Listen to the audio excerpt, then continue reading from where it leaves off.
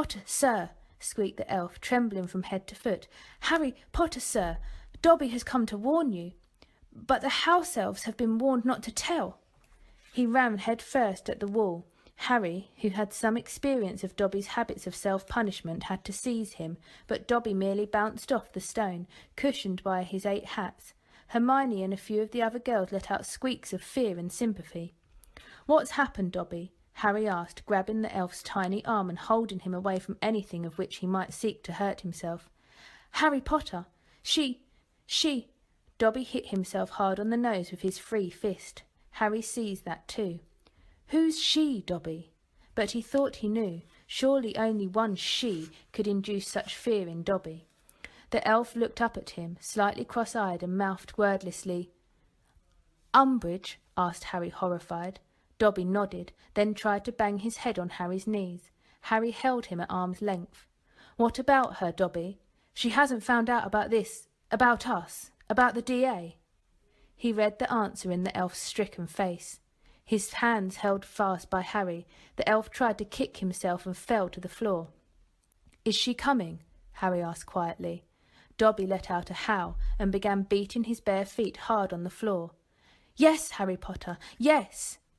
Harry straightened up and looked around at the motionless, terrified people gazing at the thrashing elf. "What are you waiting for?" Harry bellowed. "Run!" They all pelted towards the exit at once, forming a scrum at the door. Then people burst through. Harry could hear them sprinting along the corridors and hoped they had the sense not to try and make it all the way to their dormitories. It was only 10 to 9. If they just took refuge in the library or the owlery, which were both nearer. "Harry, come on!" shrieked Hermione from the centre of the knot of people now fighting to get out. He scooped up Dobby, who was still attempting to do himself serious injury, and ran with the elf in his arms to join the back of the queue. "Dobby, this is an order. Get back down to the kitchen with the other elves, and if she asks whether you warned me, lie and say no," said Harry. "And I forbid you to hurt yourself," he added, dropping the elf as he made it over the threshold at last and slammed the door behind him. "Thank you, Harry Potter," squeaked Dobby as he streaked off. Harry glanced left and right. The others were all moving so fast he caught only glimpses of flying heels at either end of the corridor before they vanished. He started to run right. There was a boys' bathroom up ahead. He could pretend he'd been in there all the time if he could just reach it. "Ah!" Something caught him round the ankles and he fell spectacularly, skidding along on his front for 6 feet before coming to a halt. Someone behind him was laughing. He rolled over onto his back and saw Malfoy concealed in a niche beneath an ugly dragon-shaped vase. "Trip, Jinx, Potter," he said. "Hey, Professor! Professor! I've got one!" Umbridge came bustling round the far corner, breathless but wearing a delighted smile. "It's him!" she said jubilantly at the sight of Harry on the floor. "Excellent, Draco, excellent! Oh, very good! 50 points to Slytherin. I'll take him from here. Stand up, Potter." Harry got to his feet, glaring at the pair of them. He had never seen Umbridge looking so happy. She seized his arm in a vice-like grip and turned, beaming broadly to Malfoy. "You hop along and see if you can round up any more of them, Draco," she said. "Tell the others to look in the library. Anybody out of breath? Check the bathrooms. Miss Parkinson can do the girls' ones. Off you go, and you," she added in her softest, most dangerous voice, as Malfoy walked away. "You can come with me to the headmaster's office, Potter." They were at the stone gargoyle within minutes. Harry wondered how many of the others had been caught. He thought of Ron. Mrs. Weasley would kill him, and how Hermione would feel if she was expelled before she could take her hours. And it had been Seamus's very first meeting, and Neville had been getting so good. "Fizzing Wisby," sang Umbridge. The stone gargoyle jumped aside.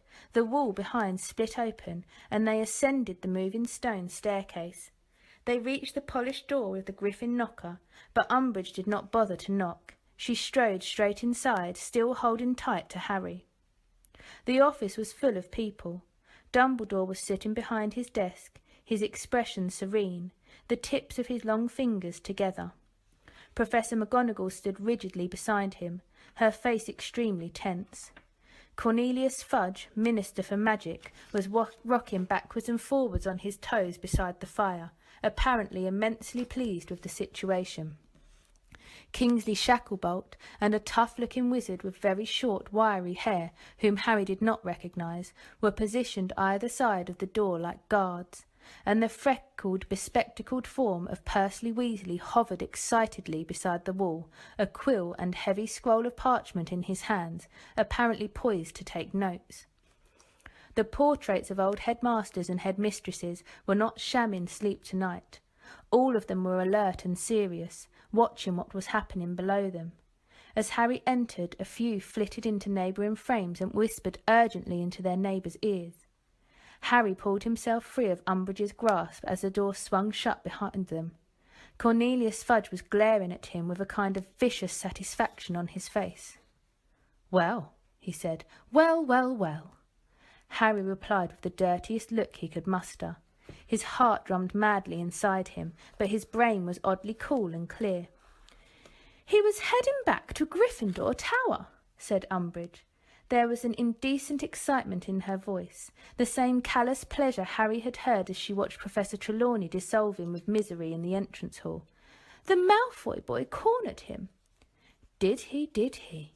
said Fudge appreciatively. "I must remember to tell Lucius." "Well, Potter, I expect you know why you are here." Harry fully intended to respond with a defiant yes. His mouth had opened and the word was half formed when he caught sight of Dumbledore's face. Dumbledore was not looking directly at Harry. His eyes were fixed on a point just over his shoulder, but as Harry stared at him, he shook his head a fraction of an inch to each side. Harry changed direction mid-word. No." "I beg your pardon," said Fudge. "No," said Harry firmly. "You don't know why you are here?" "No, I don't," said Harry. Fudge looked incredulously from Harry to Professor Umbridge. Harry took advantage of his momentary inattention to steal another quick look at Dumbledore, who gave the carpet the tiniest of nods and the shadow of a wink. "So you have no idea," said Fudge, in a voice positively sagging with sarcasm, "why Professor Umbridge has brought you to this office? You are not aware that you have broken any school rules?" "School rules?" said Harry. "No." "Or ministry decrees?" amended Fudge angrily. "Not that I'm aware of," said Harry blandly. His heart was still hammering very fast. It was almost worth telling these lies to watch Fudge's blood pressure rising, but he could not see how on earth he would get away with them. If somebody had tipped off Umbridge about the DA, then he, the leader, might as well be packing his trunk right now. "So it's news to you, is it?" said Fudge, his voice now thick with anger, "that an illegal student organisation has been discovered within this school?" "Yes, it is," said Harry, hoisting an unconvincing look of innocent surprise on his face. "I think, Minister," said Umbridge silkily from beside him, "we might make better progress if I fetch our informant." Yes, do," said Fudge, nodding, and he glanced maliciously at Dumbledore as Umbridge left the room. "There's nothing like a good witness, is there, Dumbledore?" "Nothing at all, Cornelius," said Dumbledore gravely, inclining his head. There was a wait of several minutes in which nobody looked at each other. Then Harry heard the door open behind him. Umbridge moved past him into the room, gripping by the shoulder Cho's curly-haired friend Marietta, who was hiding her face in her hands. "Don't be scared, dear, don't be frightened," said Professor Umbridge, softly patting her on the back. "It's quite all right now. You have done the right thing. The minister is very pleased with you. He'll be telling your mother what a good girl you've been." "Marietta's mother, Minister," she added, looking up at Fudge, "is Madam Edgecombe from the Department of Magical Transportation Flu Network Office. She's been helping us police the Hogwarts fires, you know." Jolly good," said Fudge heartily. "Like mother, like daughter, eh? Well, come on now, dear, look up, don't be shy. Let's hear what you've got to—" "Galloping gargoyles!" As Marietta raised her head, Fudge leapt backwards in shock, nearly landing himself in the fire. He cursed and stamped on the hem of his cloak, which had started to smoke. Marietta gave a wail and pulled the neck of her robes right up to her eyes, but not before everyone had seen that her face was horribly disfigured by a series of close-set purple pustules that had spread across her nose and cheeks to form the word sneak. "Never mind the spots now, dear," said Umbridge impatiently. "Just take your robes away from your mouth and tell the minister." But Marietta gave another muffled wail and shook her head frantically. "Oh, very well, you silly girl, I'll tell him," snapped Umbridge. She hitched her sickly smile back on her face and said, "Well, Minister, Miss Edgcombs came here to my office shortly after dinner this evening and told me she had something she wanted to tell me. She said that if I proceeded to a secret room on the 7th floor, sometimes known as the Room of Requirement, I would find out something to my advantage. I questioned her a little further, and she admitted that there was to be some kind of meeting there. Unfortunately, at that point, this hex," she waved impatiently at Marietta's concealed face, "came into operation, and upon catching sight of her face in my mirror, the girl became too distressed to tell me any more." "Well now," said Fudge, fixing Marietta with what he evidently imagined was a kind of fatherly look, "it is very brave of you, my dear, coming to tell Professor Umbridge. You did exactly the right thing. Now, will you tell me what happened at this meeting? What was its purpose? Who was there?" But Marietta would not speak. She merely shook her head again, her eyes wide and fearful. "Haven't we got a counter-jinx for this?" Fudge asked Umbridge impatiently, gesturing at Marietta's face, "so she can speak freely." "I have not yet managed to find one," Umbridge admitted grudgingly, and Harry felt a surge of pride in Hermione's jinxing ability. "But it doesn't matter if she won't speak. I can take up the story from here. You will remember, Minister, that I sent you a report back in October that Potter had met a number of fellow students in the Hogshead in Hogsmeade. And what is your evidence for that?" cut in Professor McGonagall. "I have testimony from Willie Wildershin's Minerva, who happened to be in the bar at the time. He was heavily bandaged, it is true, but his hearing was quite unimpaired," said Umbridge smugly. "He heard every word Potter said, and hastened straight to the school to report to me." "Oh, so that's why he wasn't prosecuted for setting up all those regurgitating toilets," said Professor McGonagall, raising her eyebrows. "What an interesting insight into our justice system." "Blatant corruption," roared the portrait of the corpulent red-nosed wizard on the wall behind Dumbledore's desk. "The Ministry did not cut deals with petty criminals in my day. No, sir, they did not." "Thank you, Fortescue, that will do," said Dumbledore softly. "The purpose of Potter's meeting with these students," continued Professor Umbridge, "was to persuade them to join an illegal society, whose aim was to learn spells and curses the Ministry has decided are inappropriate for school age. I think you will find you're wrong there, Dolores," said Dumbledore quietly, peering at her over half-moon spectacles perched halfway down his crooked nose. Harry stared at him. He could not see how Dumbledore was going to talk him out of this one.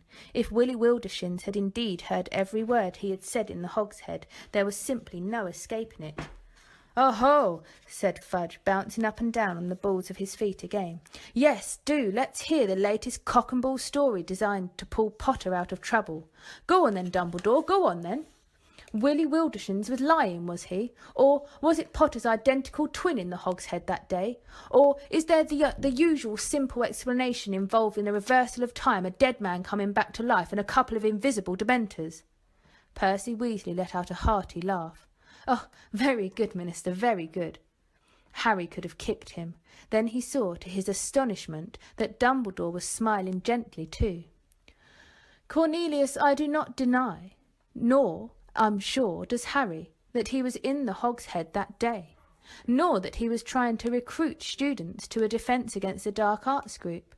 I am merely pointing out that Dolores is quite wrong to suggest that such a group was, at that time, illegal. If you remember, The ministry decree banning all student societies was not put into effect until 2 days after Harry's Hogsmeade meeting, so he was not breaking any rules at all in the Hogshead. Percy looked as though he had been struck in the face by something very heavy. Fudge remained motionless in mid-bounce, his mouth hanging open. Umbridge recovered first. "That's all very fine, headmaster," she said, smiling sweetly, "but we are now nearly 6 months on from the introduction of Educational Decree No. 24. If the first meeting was not illegal, all those that have happened since most certainly are." "Well," said Dumbledore, surveying her with polite interest over the top of his interlocked fingers, "they certainly would be if they had continued after the decree came into effect. Do you have any evidence that any such meetings occurred?" As Dumbledore spoke, Harry heard a rustle behind him, and rather thought Kingsley whispered something. He could have sworn, too, that he felt something brush against his side, a gentle something like a draught or bird wings.